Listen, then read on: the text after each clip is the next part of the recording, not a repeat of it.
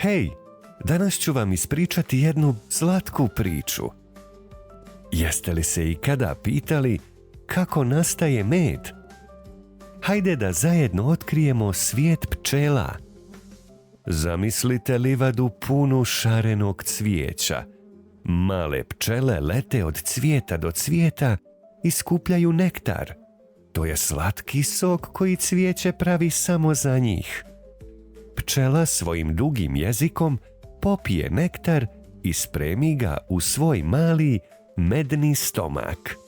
Kada se pčele vrate u svoju košnicu, počinje pravi timski rad. One dijele nektar i mašu krilima jako brzo. Tako voda nestaje, a nektar se polako pretvara u gusti i slatki med. Kada je med gotov, pčele ga čuvaju u saću. To su male kućice u obliku šestouglova, gdje med ostaje siguran i svjež. Med pčelama nije samo ukusan, on im je hrana za zimu.